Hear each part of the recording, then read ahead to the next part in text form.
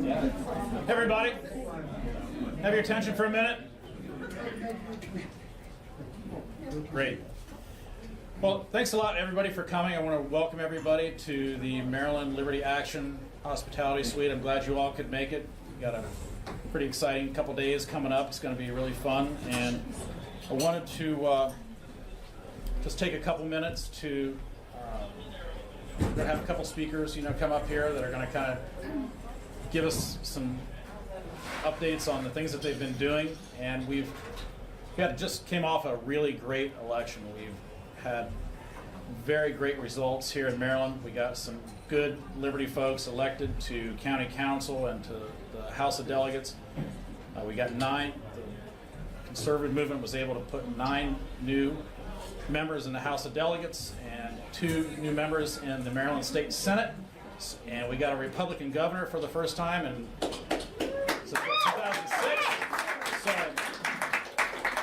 things are looking up in the state of Maryland. So it's also, I think, really indicative of the state of affairs, in the country. People are really tired of the way things have been going, and I think this vote was really a signal of a vote, for a change. So you all are the activists of this party, and you all are the agents of change. So we got to keep moving forward and lock our shields and lower our spears and keep going. So without any further ado, what I'm going to do is just introduce a couple of people to come up here and give us some of their comments. The first person I want to introduce is a really good friend of mine, and I'm really proud to know her, Christina Trotta. She's one of my partners in crime in Harford County. And Christina was recently elected to the Central Committee of Harford County, and she's also an active member of Campaign for Liberty and Director of Operations for Maryland Liberty Action. So if you have any complaints about anything that goes on tonight, you can tell her. Christina, come on up.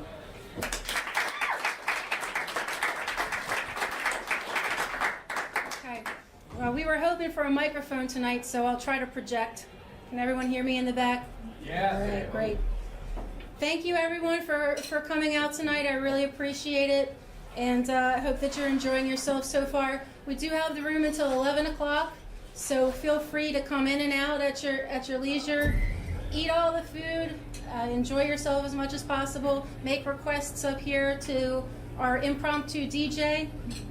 We have, as Scott said, enjoyed some tremendous successes as Maryland Liberty Action and on the activist side. And you're going to meet a couple of those success stories in a little while. Unfortunately, we couldn't have Richard Rothschild tonight. He is sick at home, but he was also one of our great success stories this year. But you'll meet some of the other ones coming up here to speak. What I want to talk about tonight very briefly is what comes next now that we're starting to enter the legislative season, now that you've all poured your time, your talent, and your treasure into getting some of these great liberty leaders elected. And we're going to talk a little bit about Moses tonight. Now, for those of you who haven't been to Sunday school in a little while, bear with me because we're going somewhere here, okay? For those of you who do know Moses from your Sunday school days, Moses was a great man. Moses was a great leader. And Moses was chosen by God to lead his people out of Egypt and into the Promised Land. But we need to remember that Moses was still human. If you recall from Genesis, Moses had a stutter. And he didn't really want to lead his people. He said, God, I'm slow of speech. I'm slow of tongue. Pick someone else. I don't want to be the leader. He had a temper. You all remember the movie with Charlton Heston? When he threw the tablets down, he was so mad at his people for worshiping the golden idol, and God had made those 10 commandments, and there he was, got in a fit and just threw them down and broke them. And he also had a past. He murdered an Egyptian man, and so he had a skeleton or two in his closet. And yet God chose this, imperfect human to lead his people and to be a great man and a great leader. Moses also had a very human trait of growing tired from time to time. Can you imagine that? Anyone, after 5 days of working, maybe a little bit tired? Now, if you recall, when the Israelites crossed the desert, they were terrorized by the nomads who were led by Amalek. And Moses decided after Amalek had picked enough of his people off that he was going to fight back. And I'll quote a little bit from the Bible here. So Moses said to Joshua, "Choose for us men and go out and fight with Amalek. Tomorrow I will stand on the top of the hill with the staff of God in my hand." So Joshua did as Moses told him and fought with Amalek while Moses, Aaron, and Hur went up to the top of the hill. Whenever Moses held up his hand, Israel prevailed, and whenever he lowered his hand, he got tired, Amalek prevailed. But Moses' hands grew weary, so they took a stone and put it under him, and he sat on it, while Aaron and Hur held up his hands, one on one side and the other on the other side. So his hands were steady until the going down of the sun, and Joshua overwhelmed Amalek and his people with the sword. So Moses was a great man. Moses was a great leader. But Moses only won that battle because he had support. And he had people fighting in the trenches with him, and other leaders holding him up when he got tired. As we start a new legislative session in our respective counties and in Annapolis, and we're sending our bill champions into battle, and it is a battle, we need to remember that these brave liberty leaders are still human, and they're going to get tired, and they're going to slip up from time to time. And we need to be there to make sure that they have the support that they need during these battles. So I want you all to think about your Moses tonight. Think about that leader that you worked hard to get elected, that you stumped for, that maybe you handed out literature for, and think about how you can maximize his or her efforts. And think about how you can maintain messaging to the other people in your community so that they can get word out. And also how you can help motivate others to get involved. And obviously, as activists, we need to monitor our Moses so that they're not getting corrupted down with the other politicians down in Annapolis or on the county council. But we also need to empower our Moses to make sure that he or she has the resources available when they go to battle for us. So we need to be giving of our time, our talent, and our treasure. So don't be afraid to call your local leaders up now that you've gotten them elected and ask them, what do you need from me? What's going to best help you in these battles? And if you can't give of your time, give of your treasure. I wouldn't be a good activist if I didn't mention, every group, every leader, survives and thrives on money. Maryland Liberty Action pours its money into campaign cycles and legislative cycles, and we're certainly going to be right there on the battlefront helping the leaders that we just got elected with emails, with pamphlets, with literature. And if certainly you'd like to give some of your treasure tonight, we have envelopes over here on the side, and then you can drop them off to any one of the leaders and help in that aspect. But I want you to remember that that personal touch that you can give, your time and your talent, that's very, very much needed as well. And as you're going around tonight and meeting different people, and you meet that Moses from Harford County, or you meet that Moses from Montgomery County, from Carroll County, make sure you shake their hand and you thank them for their sacrifices and for their service. Thank you all for being here.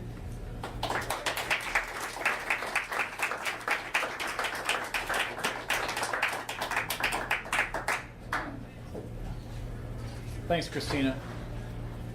The next guy that I'd like to introduce you to is another guy from Harford County who is I really think a lot of.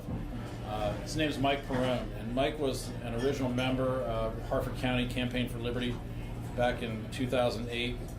And Mike has the distinction of having successfully run for Harford County Council, and he pulled down an entrenched incumbent who was a long-time, I think he was elected for 3 terms, Democrat in a Democrat district, union boss, and all that entails. And he was also elected to the Harford County Republican Central Committee. So, great job, Mike. Very proud of you. Thanks a lot. And come on up.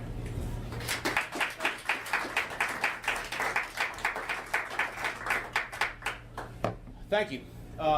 Yeah, the goal was to have a speech prepared for tonight, but I did not get around to it, so this is going to be sort of off the cuff here.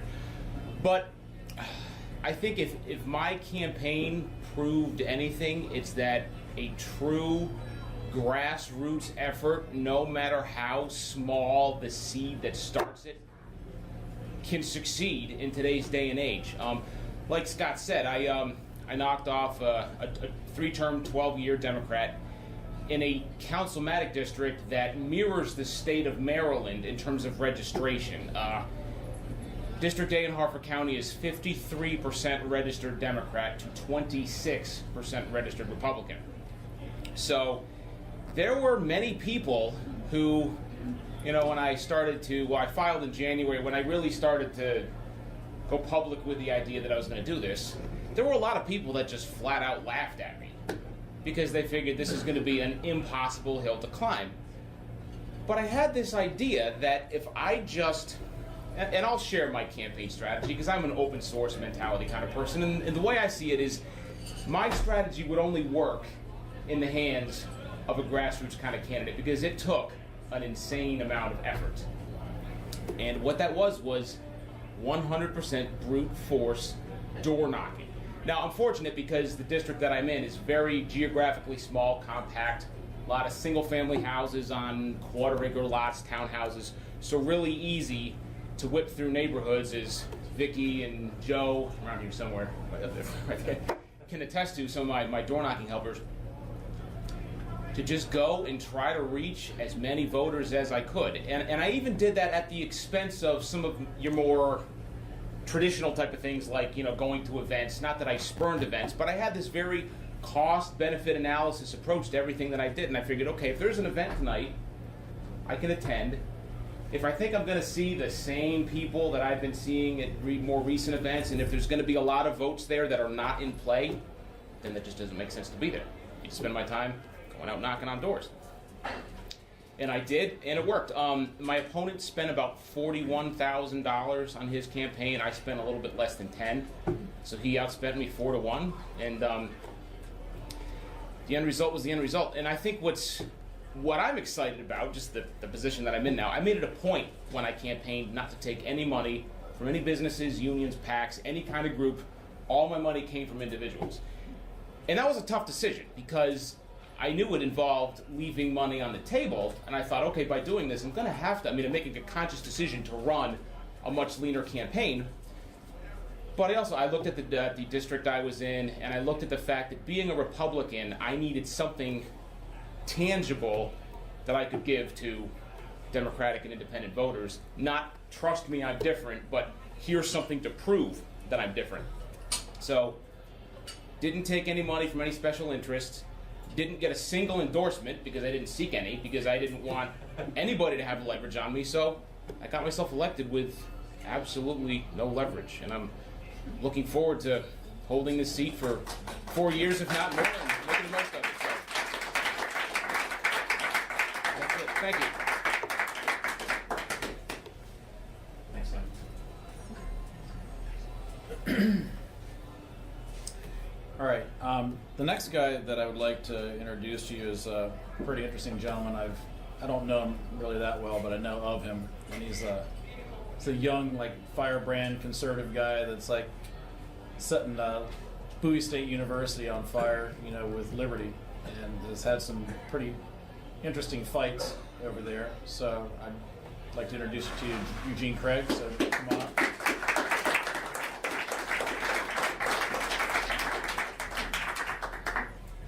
Well, good evening, everyone. I'm Eugene Craig III. I'm a member of the Baltimore County Republican Central Committee, and I'm glad to say I'm a nominee for third vice chair of the Maryland State Republican Party. And I'm looking forward, and if I win, to add another voice of conservative liberty mindedness to the Executive Council. Just to give you some background on myself. I got my start in politics. I've always been active. I've always been interested. But I got really active in 2012 with Dan Bongino's campaign. Got picked up. Dan made me his statewide youth coordinator. From there, I got added to the Baltimore County Republican Central Committee to fill an empty seat this last cycle.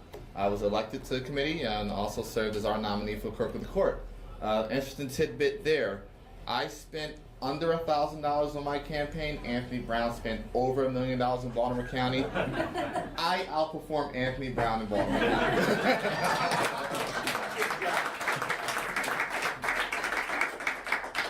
But I'm really excited. I think tomorrow's going to be a really interesting day. I have a really great, I think I have a great vision for the state party built around one.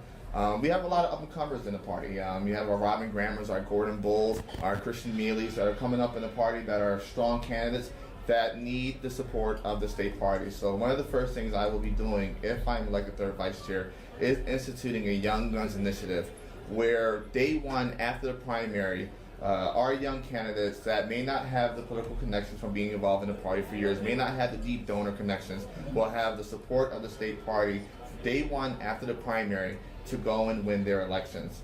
The second thing I want to do, we can be effective in our deepest blue counties. We as conservatives have the upper hand on almost every issue for the simple fact that we want to get government out of the lives of people at every level. Whether it's the IRS meddling in your business, DOJ coming in with choke point, or the police harassing you on the street on a daily basis. We have the upper hand on that. And one thing I want to see us do is go into Baltimore City, Montgomery County, and Prince George's County and compete. And it's not just us showing up 6 weeks before the election asking for a vote. It's us starting tomorrow asking, hey, can we be friends? And hey, I just happen to be a Republican. Let me tell you what I think. Let me share some of my ideas with you. And lo and behold, one thing I've learned at Bowie State University, probably most of your Democrat friends, you probably agree on half the same things. You go to Prince George's County, Baltimore City, if you go to PG County, they tell you, hey, we're the #1 most affluent African American county, majority county in the country, but our schools are sucky. If you were to take school choice out there, we could be successful. And we don't have to win these counties outright, but if we were to get a good 35-40% of these counties, we could dominate the state for the next 20 years at every level. State delegates, state senate, and governors. But it starts with building relationships, and that's how you build your infrastructure. You can't just go in and plop an office down and say, hey, the Republicans are here. It starts with building those connections with the civic organizations. It starts with building those relationships within the neighborhoods. And then the third point of my platform is that I think we're in a very, very, very unique situation where we have not been in a very long time here in Maryland, where we dominate a majority of seats on a county level, we dominate a majority of county executiveships, and we have the governorship, which means for the first time in a very long time, we could define our party on our terms. We could define our branding on our terms. We could define what we're going to do as conservatives, what we're going to do as Republicans in Maryland on our terms. We don't have the excuse anymore of, hey, the Democrats are calling us XYZ and, are stymieing us from doing XYZ. We have the power now. So it's our time to actually go out and implement a conservative agenda in a lot of these counties and a lot on the state level where we can. And hopefully tomorrow, I'm successful. I asked for all your votes. I've called, hopefully I think I called every last one for you on the phone. If I haven't spoken to you, I've at least left you a voicemail. I'm going to work hard for this, and hopefully I'll make you guys proud. So thank you. Oh, if you guys want to sit here, let's sit here too.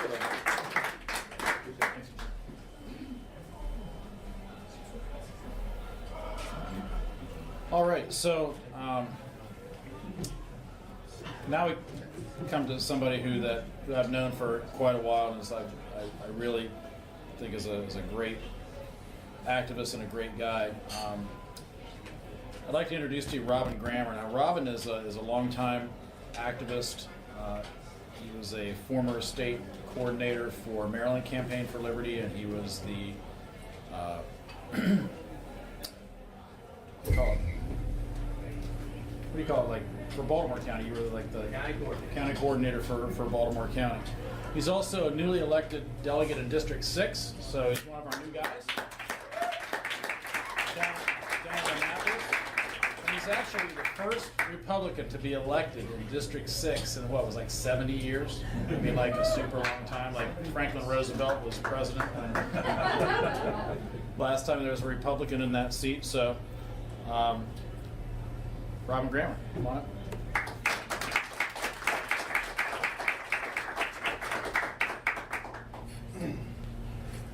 Good evening, everybody. When I asked Christina what I should talk about today, she said, I don't know, maybe you should just get up there and break dance. Tested out my breakdancing skills, and I'm sorry to say they're not up to par, so count your lucky stars, I'm not going to break dance here today. So she told me I was going to wrap up tonight, and I thought about the appropriate topic, and to me, the important thing to talk about is really how far we've came since the beginning. And I just kind of wanted to tell my story, and maybe everybody can kind of reflect with their story and where they came from. So, in everybody's lives, there's always a formative issue that sets the tone, that teaches them something politically, that sets them on a path, and that really forms the direction of our country. For me, it was the events of 9/11. That was probably the biggest event in my lifetime that kind of set the political precedent, not only for pretty much the entire world, but for what I believe personally. There was a lot of political change that happened in our country, in our states, in our counties, and really across the entire world. And to me, I saw a lot of things. I didn't really know where I was personally, politically, but I saw a lot of things that I felt kind of abrogated what our country stood for and our constitutional precedents. So I grew up in a Democrat family, and I was kind of, all over the place for quite some time until the presidential elections of 2008. And I think when we think back to those elections, that election was an election of ideas, really. For me, on one side, we had the people that advocated that we have to give up our economic liberties for economic safety. And on the other side, we had people that advocated we had to give up our civil liberties for our physical safety. And there was a great minority, but there was a small voice that said, if you give up your liberties for security, you will get neither. And I eventually came to subscribe to that belief. And I eventually subscribed to the belief we should believe in individual liberty and individual responsibility. We should adhere to a constitutional government that keeps government small. And even though I grew up in a Democrat family, I grew up in a Democrat club where my grandfather was the president, and most of my family were members, I decided the Republican Party was the place I should be. And I changed my party to a Republican. So I became an activist. Someone said, if you want to change your country, if you want to change your state and your community, don't wait around for a savior. You're going to have to take it back yourself. And I believe that. So I became an activist. I fought many issues. I fought the Patriot Act. We fought speed cameras. We fought taxes. We fought to defend the Second Amendment. And we had varying levels of success for many years at the local and the county and the state and the federal level. Many times we lost. Sometimes we kind of won. Maybe we got voted sometimes. Maybe we just raised a little money. Maybe we just raised a lot of hell. But we had a lot of fun, and we learned a lot, and we gained a lot of momentum. For me, I live in District 6, which is constituted of the genuine communities of Dundalk, Essex, Edgemere, Fort Howard, Middle River, Rosedale. It's kind of the blue-collar part, the old school blue dog Democrat part of Baltimore County. And for many years, it was the most prosperous place for working men and working women to work, probably in the entire state. Our communities were built on Bethlehem steel, which gave us between the jobs at Bethlehem Steel and the surrounding industries, somewhere between 30 and 50,000 jobs. And that was decades ago, and that was an astronomical amount of jobs at that time. Well, our district has pretty much lost everything since that time. And as we came up, I came up as an activist. We're coming towards 2014 here. We're looking at the 2014 election, and I said I felt in my heart that there's a real opportunity here. We have gentlemen like Steve DeShawn who have put the blood, sweat, and tears into running campaigns to make grounds in this district. And I said to myself, look, I really believe that working men and working women are sick and tired of what they're getting in our state. So I decided to run for House of Delegates. Now, we worked hard. If I had had a couple more drinks and I was around a little smaller audience, I'd tell you just how hard we worked. But we worked really hard. We knocked on 10,000 doors. As a first-time candidate, I raised between $20,000 and $25,000. We put in the hard work. We came together as a team. And for the first time in 70 years, we elected a Republican in District 6. Yeah.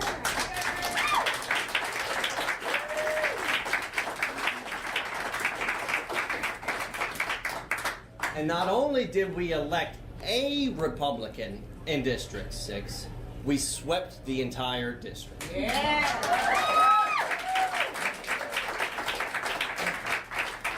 I always like to think back to the night of the election, because it always comes off thinking back of this grand charade. There's parades, there's confetti, there's fairies and unicorns. I walked off of a polling place.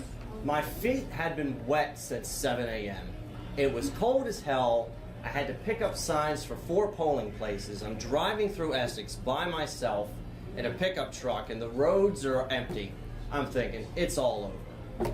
It's all over. Just write it off. I'm going home, going to bed. I got to the celebration party, and within a half an hour, we're swept up taking pictures because we had swept. Not only had we swept the district, but Larry Hogan had won a historic victory, probably the most historic victory in the entire country. We beat a 12-year incumbent, a 25-year city councilman, a former delegate, the son of the most powerful politician in the entire district, and it was historic to say the least. Tingling up your leg. It is. It's still tingling. I had to say it. It's still tingling. So I guess the ultimate moral of the story is that for decades we heard the same sad line: we can't win in Maryland, it's never going to happen, wrap it up, move out of state. Not only have we won statewide, but we have won races in the most bluest of areas in our state. So, ladies and gentlemen, I believe if we are willing to commit, the time, talent, and treasure we need to commit to achieve victory in our communities, in our county, in our state, the future is really ours. So we need to reflect on this moment, and the people that have invested in their treasure. I ask for a reinvestment because we've proven that we can do it. The people that have given their time, we need a reapplication of what you've done in the past in the future, 2 and 3 and 4 and 5 and 10 times over. And for those who have committed their talent, we need a recommitment to the ideals that you believe in, because it's the word of the day, friends, is sacrifice.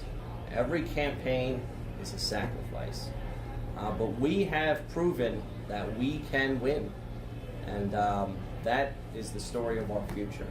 So thanks for your support, Merry Christmas, and thanks for coming out tonight.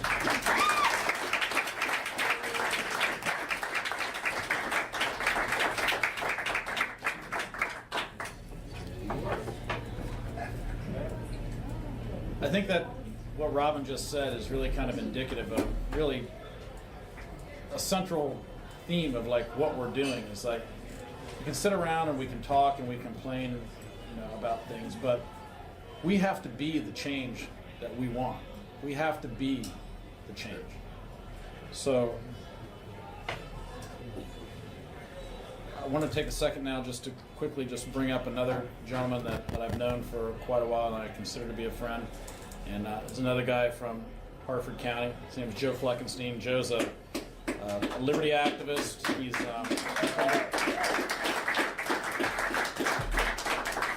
He's a member of Campaign for Liberty, and he's the treasurer for Maryland Liberty Action. And he's also a candidate to be secretary of the Maryland Republican Party. So, Joe. Hey, thank you.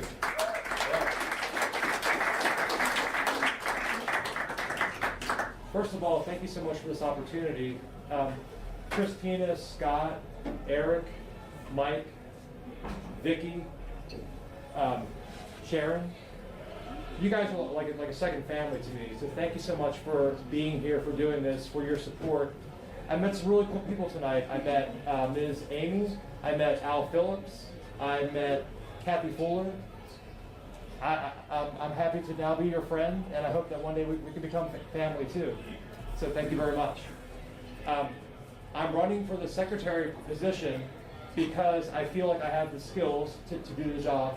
Now, secretary is the type of thing where my goal is to take care of the small things so that people like Diana, Collins, Eugene Craig III can take care of the big things.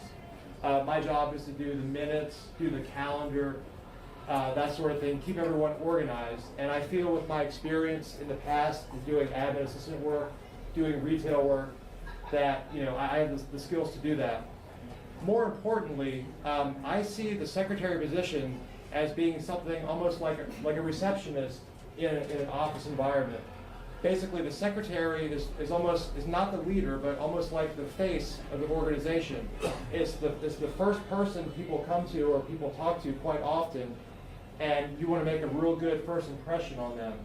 As someone who is a team player, as someone who loves working with people, who is friendly and outgoing and approachable, what I want to do as your next secretary is be that middle ground, that middle link, that liaison between our leadership team and all of you guys, all of our RCC members across the state.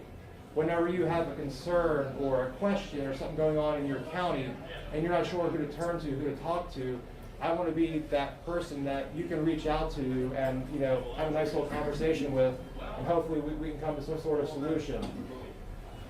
With that, I will say thank you very much for this opportunity, and have some fun tonight, guys. Don't get too drunk, and I will turn it back over to my good friend Scott Long.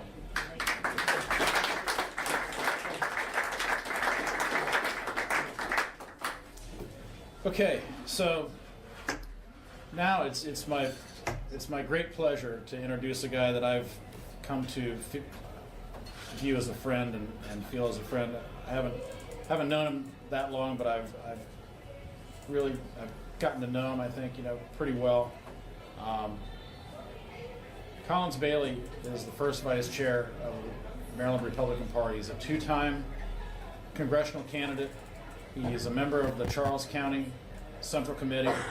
He's done just a lot of work over the last 4 years and previous to that in help building our party, recruiting people to our party, recruiting people to be Central Committee members, mentoring those people, and really doing a yeoman's task in helping those folks learn what it is to be on the Central Committee and to help other Republican candidates get elected in the state of Maryland.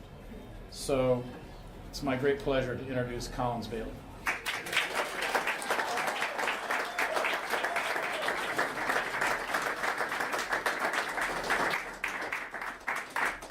I'm pleased to see there's no microphone. I don't like podiums and microphones either one. Oh, my son, all my children have grown now. My youngest is 25 years old. I still feel like I'm 17. I've actually celebrated my 43rd anniversary of being 17. But as I was packing to come today, and my wife was helping me pack, and tomorrow is a special day. That's our 40th anniversary. I'm going to cry now, but I said, oh no, it's on the 6th, what are we going to do? And it's great to have a supportive family and to have friends that you've met that feel like family. And her response was, what you're doing is important. We'll celebrate later. So I know she was helping me to pack, and as I was looking in there, I found this penny, which I kept from years ago. My second born, who's 29 now, gave it to me. It was real small. And we had them buy their own Christmas presents. We didn't give them money and have them buy something. They had to do it with their own money. So he bought this, which was a strain for him at that age, cost-wise. And I said, oh, that's nice. So, well, is there a story behind this, Caleb? And he said, well, Dad, I've heard the expression, a penny for your thoughts. And you've always got big thoughts.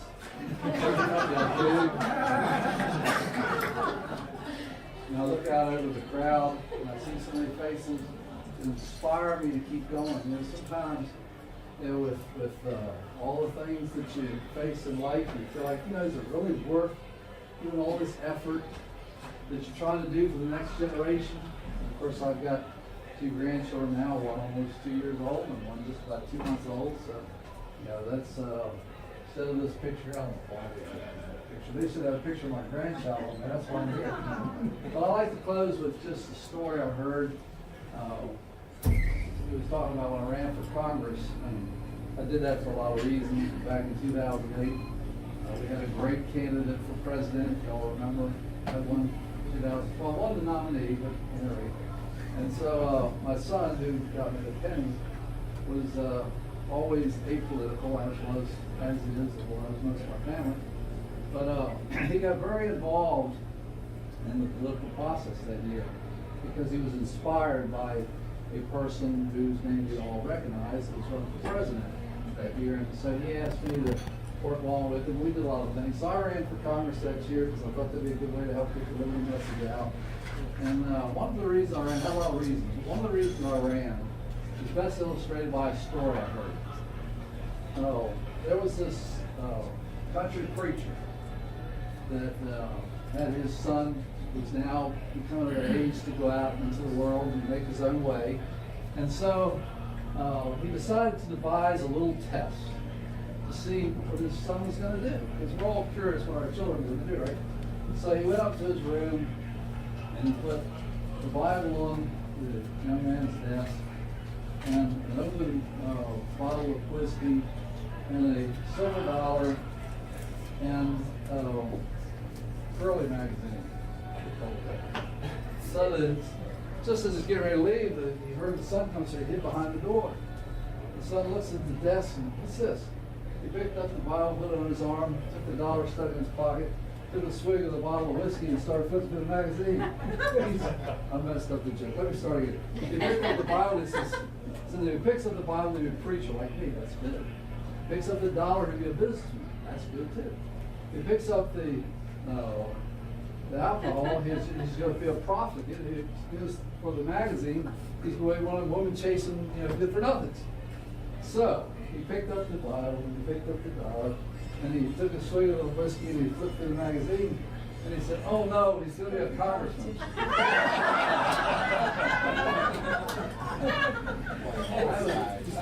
I haven't told that since 2008. And the last time I told it, I did it as my closing statement. I said, I ran because I want to have the day. And you in this room illustrate my hope for this. I want to have the day where I can tell that joke and people look at each other and say, that's not funny. Why did he tell that? We will, with the people in this room, accomplish that one day. Thank you.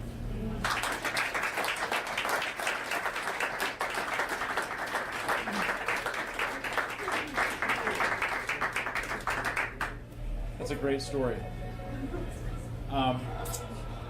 So, just in closing, I just wanted to say a couple of things. And after we're done here, feel free to like hang around and finish off the food, and we'll have a good time and fellowship and everything. And it's great to get together, and I look forward to anybody that I haven't talked to so far this evening. I look forward to talking to. But really, the hard work has just begun. I mean, as activists, one thing that we're never short of is hard work. There's always more hard work to do. But really, what this shows is that we can make a difference, and there's a lot of opportunity for us. And I think the opportunity for our movement and for what we represent and the ideals that we have is at the state level and at the local level. Because we can have influence on our county councils. We can have influence with our state delegates and our state senators, and we can make a difference in Annapolis. So people always talk about, how did we get here? How do we get to this place? Our country's a disaster. How do we get there? Well, it all starts at home. It starts like on your county council, and it starts in the state house. And you got to have the right people on your county council, and you got to have the right people in your state house. And if you do, then you can make a difference. And as that spreads to other states across America, someday, we're all here not for ourselves, because we know we probably won't in our lifetime be able to see the change that we really want to see, but we're here like for our children and for our grandchildren, so that with our hard work and hard work of others on down the line, we will have restored our republic.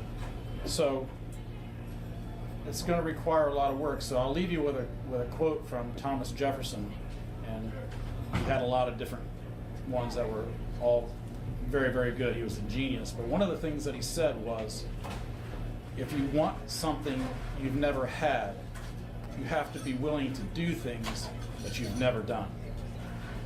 So I'll leave you with that. So we got to go out and just continue to do things that we've not done before, and we will be the change that we desire. Thanks, everybody.